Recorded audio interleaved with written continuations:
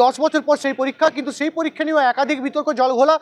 নাকি এই প্যানেলেও দুর্নীতিগ্রস্তরা বসে আছে, দাগি চাকরি প্রার্থীরা তারাও নাকি এখানে বসে আছেন। আমার সঙ্গে রয়েছেন আইনজীবী রাহুল দাস। আজকের শুনানি নিয়ে কথা বলার চেষ্টা করব। আমাদের পরিষ্কার যুক্তি এবং আমাদের খুব স্পেসিফিকভাবে আমরা কথা বলেছিলাম, যেটা বিগত দিনেও বলা হয়েছিল, যে একটা কম্পারেটিভ এক্সামে 0.1% মানে নাম্বারও অনেক কিছু ম্যাটার করে। সেখানে 10 নম্বর সেখানে দিতে পারে না। সেখানে আজকে আমাদের ব্রিফিংটা ছিল, আমরা ফ্রেশারদের তরফ থেকেই মুভ করেছিলাম।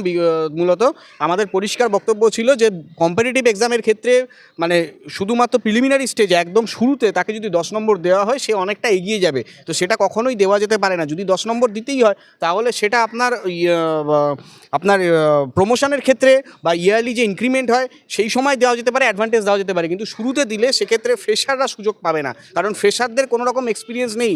আর সেক্ষেত্রে আমরা জাস্টিস আসাম হাইকোর্টের জাস্টিস তরুণ বানশালের একটা আমরা ভার্ডিক্ট এনেছিলাম, যেখানে আসামেও এসএসসিতে সেম কেস যখন হয়েছিল, তখন সেই 10 নম্বরের যে প্রভিশন ছিল, সেই 10 নম্বরের প্রভিশনটা টোটালি সেখানে আসামে হাইকোর্টে সেটা বাতিল হয়েছিল, যার ভিত্তিতে এই 10 নম্বরের গ্রেসটা দেওয়া যায় না, যেটা আসাম হাইকোর্টে সেখানে সেই যে জাজমেন্ট সেটা আমরা এখানে টেনেছি, সেই ভার্ডিক্ট এখানে টানা হয়েছে।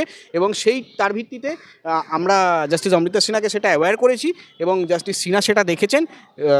এটা প্লিডিংটা চলছে এবং সোমবার দিন এই কেসের এই 10 নম্বরের ইন্টারিম জাজমেন্ট দেওয়া হবে। কথা তালিকা তলব করেছে কলকাতা হাইকোর্ট।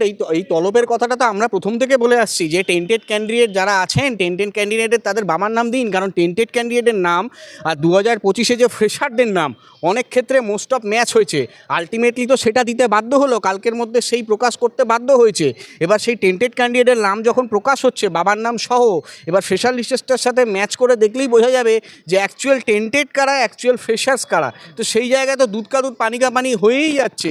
আলটিমেটলি তো সেই পথেই এগোচ্ছে যে পথে আমরা পূর্বেই বলে এসেছিলাম, যে টেন্টেড ক্যান্ডিডেটের বাবার নাম দিলে ফ্রেশারের বাবার নাম যদি এক হয়, তাহলে সেইখানে যে ইকুয়ালটা আসছে, সেই জায়গায় ইকুয়ালিজমের জায়গায়, সেই জায়গাতে সেখানে টেন্টেডরাই ফ্রেশারদের মানে টেন্টেডরাই ফ্রেশারে নতুন করে ঢুকছে এবং রাজ্য সরকারের বদমাইশির জন্য সেটা ঢুকছে। কারণ টেন্টেডদের রাজ্য সরকার অন রেকর্ডের স্টেটমেন্ট সুপ্রিম কোর্টে বলেছে যে তারা টেন্টেডদের সেভ করতে চাইছে। সেটা আমার কথা না, এসএসসির যে রিপ্রেজেন্ট করছে শ্রীরামপুরের সাংসদ, নামে কল্যাণ কাজেও কল্যাণ, কারণ সুপ্রিম কোর্টের ভার্ডিক্টেই সে বলেছে, সুপ্রিম কোর্টে চিফ জাস্টিসই বলেছেন যে piece of devil, you are the piece of devil. এই কথাটা কোর্ট অ্যান্ড কোর্ট সুপ্রিম কোর্টের চিফ জাস্টিসের বলা, এটা আমার উক্তি নয়।